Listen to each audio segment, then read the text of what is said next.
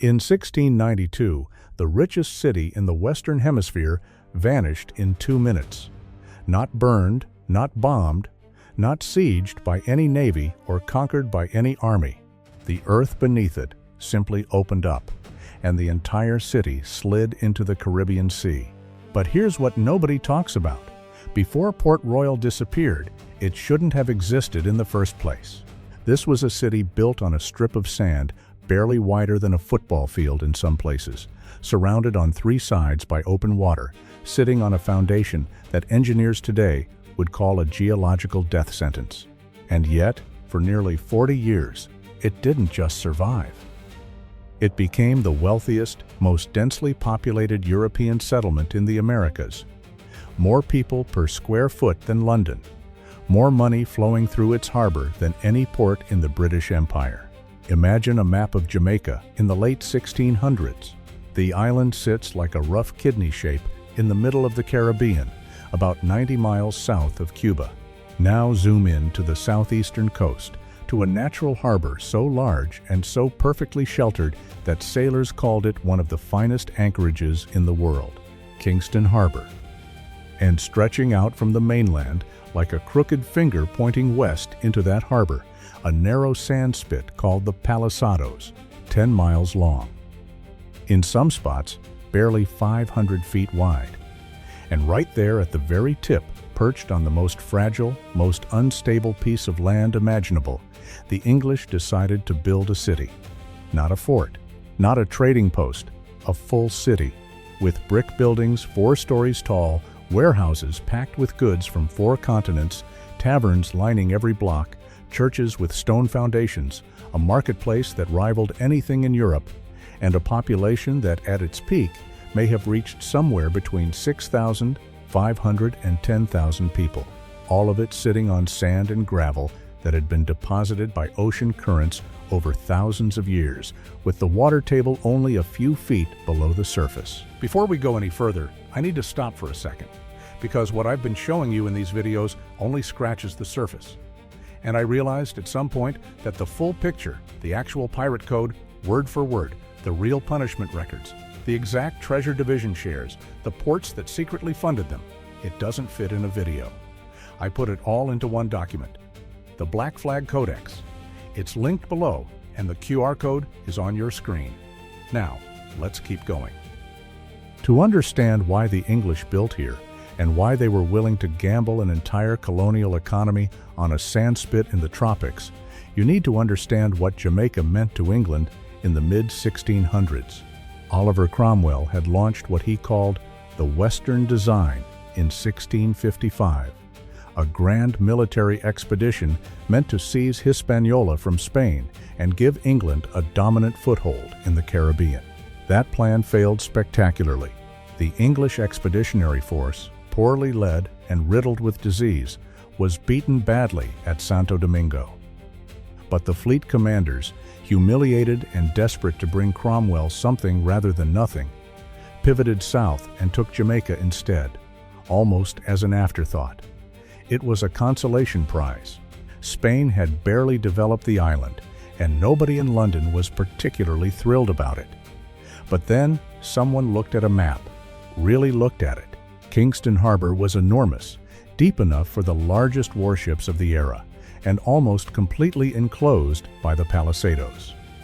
Any ship entering the harbor had to pass directly by that sand spit at the tip, which meant whoever controlled that tip controlled the harbor. And whoever controlled the harbor controlled the most strategically valuable shipping lane in the Caribbean, the passage between Cuba and Hispaniola, where Spanish treasure fleets loaded with Peruvian silver and Mexican gold sailed every year on their way back to Seville. The English built Fort Cromwell on the tip of the Palisados in 1656, a squat, star-shaped fortification designed to command the harbor entrance with cannon fire. After the monarchy was restored in 1660, they renamed it Fort Charles in honor of Charles II. The fort itself was a serious piece of military engineering, with thick walls built from a combination of local limestone and imported brick, designed to absorb cannon fire without shattering. Gun emplacements faced the harbor mouth, making it suicidal for any hostile ship to try to enter without permission. And within a decade of the fort going up, something remarkable started to happen.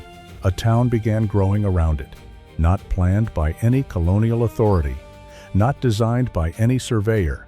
It grew organically, chaotically, driven by one simple economic reality. This was where the money was.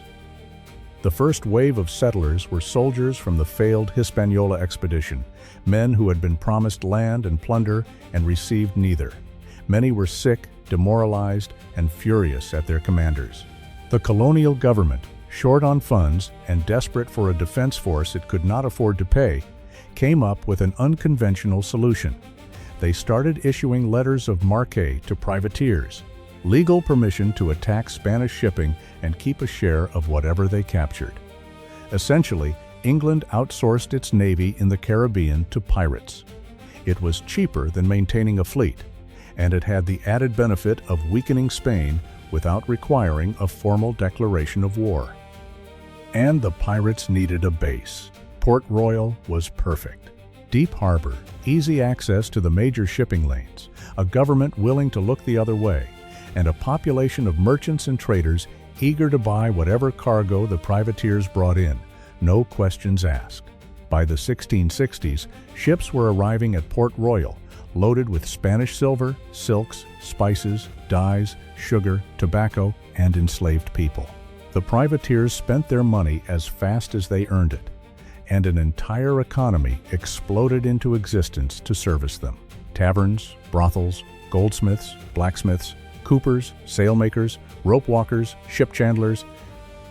Every trade that supported maritime life set up shop on this narrow strip of sand. Now here is where the engineering story gets fascinating. Because the people building Port Royal were not building on solid ground. The palisados is what geologists call a tombolo, a narrow land bridge formed by wave action and ocean currents, depositing sand and coral debris between the mainland and a series of small cays, or low-lying islands. The material beneath Port Royal was loose, unconsolidated sand and gravel mixed with shell fragments and coral rubble. Below that, more sand saturated with seawater. The water table was extremely shallow, sometimes only 3 or 4 feet below the surface. Building anything substantial on this kind of ground is a challenge, even with modern engineering. We pour concrete piles 60 or 80 feet deep to reach stable bearing layers. We run soil tests and seismic surveys before breaking ground. We calculate load distributions with computer models. In the 1660s, none of that existed. Building on this material was practically insane, but the colonists did it anyway. They started with timber frame construction, which was light and flexible enough to sit on the sandy substrate without sinking catastrophically.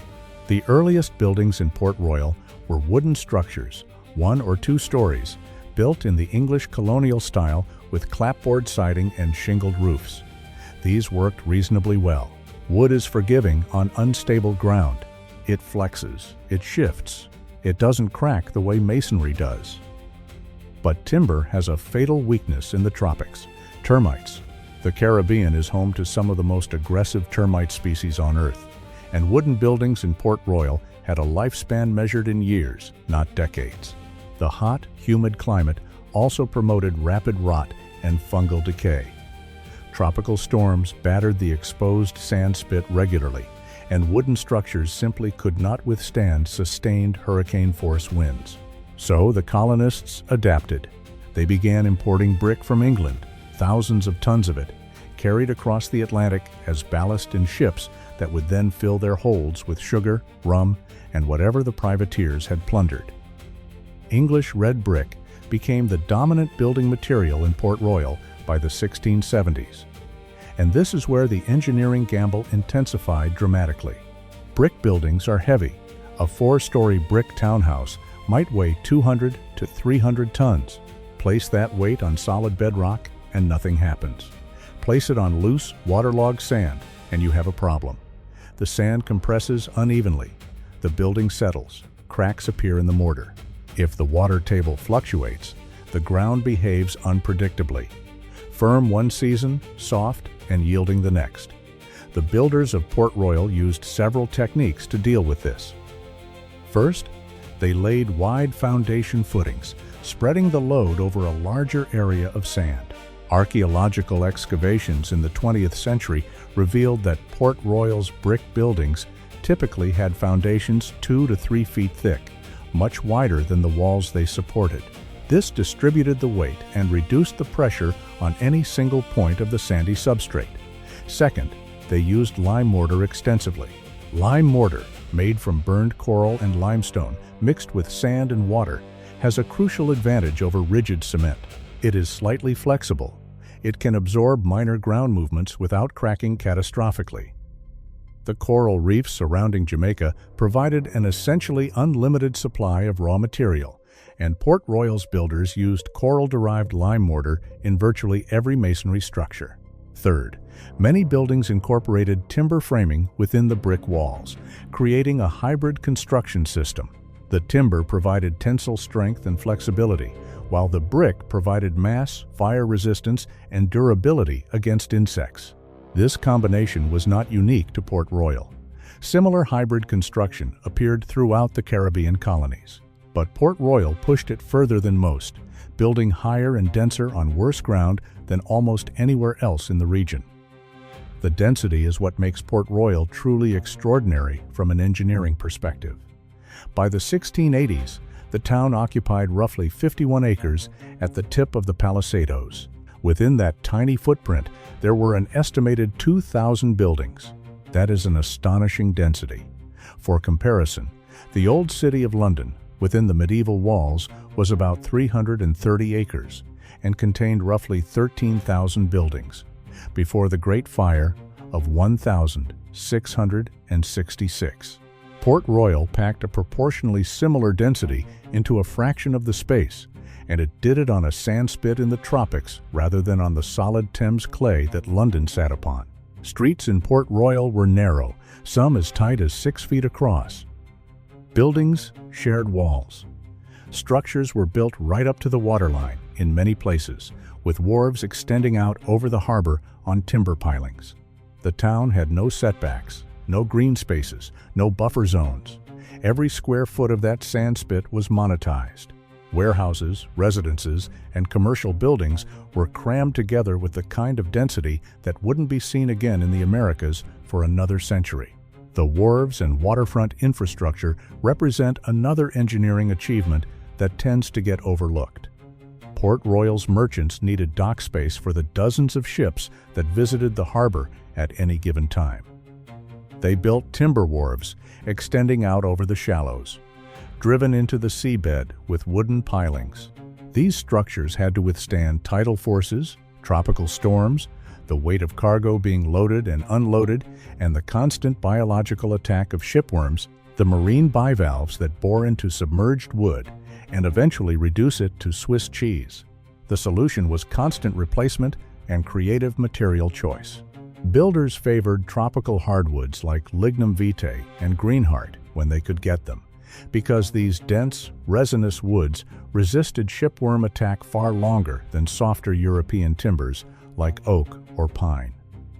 When hardwoods were unavailable, they used whatever was at hand and accepted the shorter lifespan. Port Royal's wharves were not built to last. They were built to be rebuilt. Timber pilings were driven until they failed, then pulled and replaced with new ones. Deck planking was swapped out on a regular cycle, sometimes every 2 or 3 years, depending on the severity of shipworm damage and storm wear. This approach, essentially treating the waterfront as a continuously maintained system rather than a permanent structure, was common throughout the Caribbean, but Port Royal's scale was exceptional. At its peak, the town had more linear feet of wharf space per capita than any other port in the English colonies. Water supply was another engineering challenge that the colonists had to solve creatively. The Palisadoes had no freshwater source, no rivers, no springs, no reliable rainfall collection. The sandspit was too narrow and too low-lying to support any kind of aquifer. Every drop of fresh water had to be either collected from rain, transported from the Jamaican mainland by boat, or drawn from shallow wells that tapped the thin lens of freshwater that sat atop the denser saltwater beneath the sand. These freshwater lenses are a phenomenon found on many barrier islands and sand spits around the world. Rainfall percolates down through the sand, and because freshwater is less dense than saltwater, it floats on top of the underlying brine in a thin, lens-shaped layer. The lens is fragile. Draw too much water too quickly, and saltwater intrudes upward, contaminating the supply. Port Royal's wells tapped this lens, but the available volume was limited, and the quality was often poor, brackish, and contaminated with biological waste from the densely packed town above. The wealthier residents solved the water problem by importing it. Boats made regular runs from the Hope River and other freshwater sources on the mainland, filling barrels and delivering them to the town's cisterns. Stop for a second. What you just heard about the pirate code is the part that rewrites everything you thought you knew. But it only lands when you see the actual shares, the exact fractions written into the Articles of Agreement, the punishments, the port records, the names of the men who funded them from government offices. It's all in the Black Flag Codex, linked in the description. 5 seconds, grab it now, because what comes next builds directly on it. Link is below. QR code is on your screen. Some buildings had rooftop cistern systems that collected rainfall and channeled it through ceramic pipes into storage tanks in the basement or ground floor. Archaeological work has uncovered fragments of these ceramic pipe systems, showing a level of domestic water engineering that was quite sophisticated for a colonial outpost. Sanitation was, predictably, a disaster. Port Royal had no sewer system, no organized waste disposal, and thousands of people living in extremely close quarters. Human waste, animal waste, slaughterhouse offal, and every other kind of refuse went into cesspits, into the harbor, or simply into the streets. The shallow water table meant that cesspits leaked constantly, contaminating the same freshwater lens that people were drawing drinking water from. Disease was rampant. Yellow fever, malaria, dysentery, and other tropical diseases killed colonists at staggering rates. But the money kept flowing, and people kept coming. By the late 1670s and into the 1680s, Port Royal had entered what historians call its golden age. The privateer economy was in full swing. Henry Morgan, the most famous of the Port Royal privateers, had sacked Panama City in 1671, leading a force of over 1,000 buccaneers across the isthmus on foot, burning the richest Spanish colonial city in Central America, and returning with a fortune in silver, gold, and jewels. He was eventually knighted by Charles II and appointed Lieutenant Governor of Jamaica, which tells you everything you need to know about how England viewed the line between piracy and foreign policy in the Caribbean.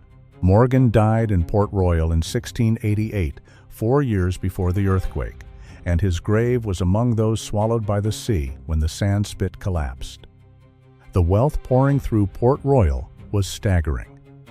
One contemporary account claimed that a single privateer crew could spend 2,000 to 3,000 pieces of eight in a single night of drinking. Goldsmiths in Port Royal reportedly held more wealth per capita than their counterparts in London.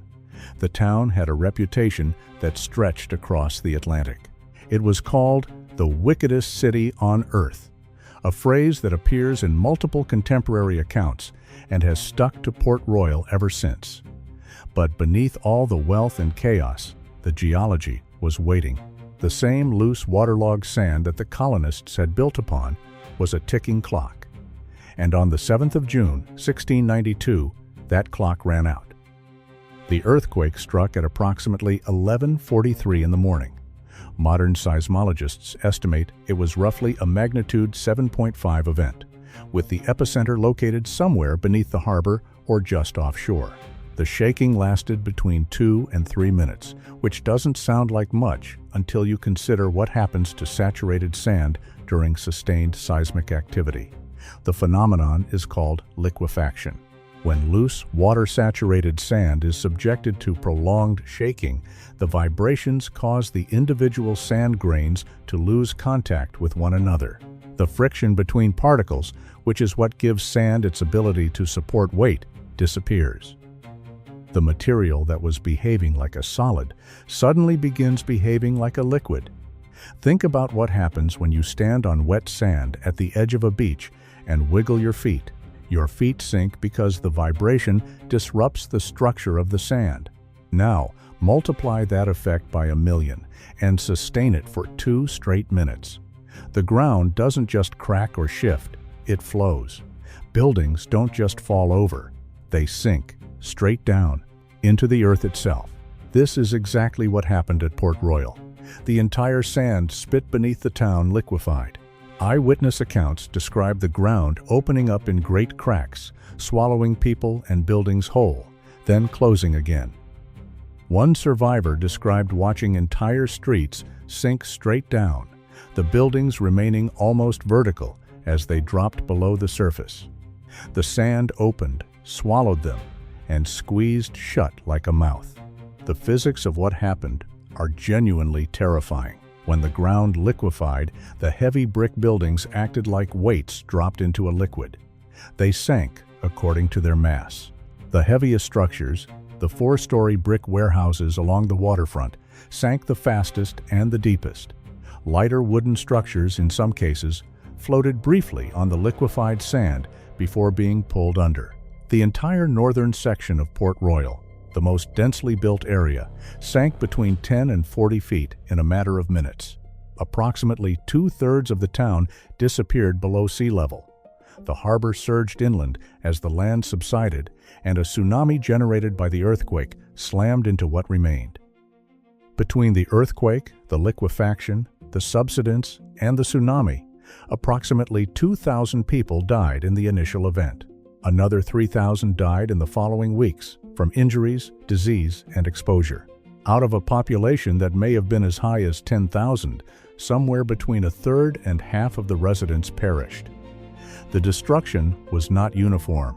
The western end of the town, closest to Fort Charles, sat on slightly more consolidated material, coral limestone, and packed gravel rather than loose sand. This section survived largely intact. Fort Charles itself settled about 3 feet, but did not collapse. The eastern and northern portions of town, where the sand was loosest and the water table highest, were obliterated. They sank completely beneath the harbor and have remained underwater ever since. What makes Port Royal's destruction so significant for engineering history is that it provided one of the earliest and most dramatic demonstrations of soil liquefaction. Modern geotechnical engineers study Port Royal alongside more recent liquefaction events like the 1964 Alaska earthquake and the 2011 Christchurch earthquake in New Zealand. The mechanism is the same. The scale at Port Royal was simply catastrophic because the entire settlement was built on exactly the type of material most vulnerable to this phenomenon. In the decades after the earthquake, attempts were made to rebuild Port Royal. A new town rose on the surviving western portion of the sand spit, but it never approached the size or wealth of the original. A fire in 1703 destroyed much of the rebuilt town. Hurricanes in 1712, 1722, and 1744 caused further damage. Each disaster ate away at the palisadoes, narrowing the sand spit and reducing the available building area. The colonial government gradually shifted its focus to the mainland, founding Kingston in 1692 as a refugee settlement for Port Royal survivors, and eventually making it the capital of Jamaica. Kingston grew rapidly, inheriting Port Royal's commercial function, if not its pirate economy. The new town was laid out on a proper grid, on solid ground, with wider streets and lower building densities. The colonial authorities had learned at least some of the lessons that Port Royal had taught at such terrible cost. Meanwhile, Port Royal shrank into a quiet fishing village and naval station. The Royal Navy maintained a presence there through the 18th and 19th centuries, using the harbor for ship repairs and provisioning. Fort Charles remained in service, and a few other military buildings were maintained. But the commercial energy, the pirate economy, the gold and the chaos, All of that had moved on or sunk beneath the waves. The submerged portion of Port Royal became one of the most important underwater archaeological sites in the Western Hemisphere. The first serious scientific survey was conducted in 1959 by Edwin Link, an American inventor and amateur archaeologist who used a converted research vessel to map the sunken remains. Link's team located building foundations, streets, walls, and artifacts beneath the harbor, preserved by the same waterlogged sand that had destroyed the city in the first place. In the 1960s and 1970s, Robert Marks conducted extensive underwater excavations at Port Royal, recovering thousands of artifacts, including pewter plates, silver coins, cooking pots, navigational instruments, and even organic materials like leather shoes and wooden utensils that had been preserved in the anaerobic mud. Marks's work was controversial. His methods were aggressive by modern archaeological standards, and some accused him of damaging the site more than studying it. But his excavations proved beyond doubt that a substantial portion of Port Royal survived intact beneath the harbor, essentially a time capsule from the 17th century. The most rigorous archaeological work at Port Royal began in the 1980s under the direction of the Jamaica National Heritage Trust, working with Texas A&M University's Nautical Archaeology program, and later the Institute of Nautical Archaeology. These campaigns used careful, methodical excavation techniques to document building foundations, map streets, and recover artifacts in controlled contexts. What they found changed our understanding of colonial Caribbean life. The archaeological evidence revealed that Port Royal's buildings were more sophisticated than anyone had assumed. Foundation systems were carefully designed. Brick walls incorporated timber reinforcement. Buildings featured glazed windows, which were expensive and relatively rare in the 17th century Caribbean. Floor tiles were imported from Holland. Some residences had indoor plumbing systems with lead or ceramic pipes channeling water from rooftop cisterns to ground floor rooms. The material culture was rich and cosmopolitan, reflecting a population that was spending its money on comfort and luxury, despite living on one of the most geologically precarious pieces of real estate on the planet. Researchers also identified evidence of Port Royal's commercial diversity. They found workshops for pewterers, silversmiths, and cobblers. They located what appeared to be a tavern, still containing intact drinking vessels and clay tobacco pipes. They excavated a kitchen with cooking pots still sitting where they had been placed on the morning of the 7th of June, 1692, as if someone had just stepped away and never come back. The preservation was extraordinary, a direct consequence of the rapid burial in waterlogged sand that had sealed the artifacts away from oxygen and decay. One of the most remarkable finds was a pocket watch recovered from the site. The watch had stopped at approximately 11:43, confirming the time of the earthquake with physical evidence that corroborated the written eyewitness accounts. It became one of the most famous artifacts in Jamaican archaeology, a literal frozen moment from the day the city died. The buildings themselves tell a story about risk and reward that resonates far beyond the 17th century. The colonists of Port Royal knew their ground was unstable. They experienced regular tremors. They watched buildings settle and shift. They saw the waterfront erode during storms. And they kept building. Taller, denser, heavier. They chose economic opportunity over geological safety every single time. The parallels to modern cities built in earthquake zones, floodplains, and coastal areas vulnerable to sea level rise are impossible to ignore. Port Royal was, in many ways, the first great experiment in building a city where no city should exist. The colonists did not have the language of geotechnical engineering. They did not understand liquefaction. They could not have predicted the specific mechanism of their destruction. But they understood risk at a gut level, and they chose to accept it because the financial rewards were too large to refuse. Today, the sandspit still exists, though it is narrower and lower than it was in the 17th century. The village of Port Royal sits at the tip, home to a few thousand people, a fishing community, and Fort Charles, which still stands and is open to visitors. The harbor is calm. The water is warm and shallow over the sunken city. If you take a boat out on a clear day and look down, you can sometimes see the outlines of walls and foundations beneath the surface, the ghost of a city that gambled everything on sand and lost. But the engineering legacy endures. Port Royal proved that human ambition will always push construction into places that nature never intended for buildings.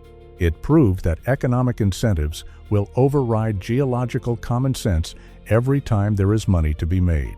And it proved that the ground beneath our feet is not always as solid as it looks. 330 years later, those lessons are more relevant than they have ever been. The Caribbean has swallowed many cities.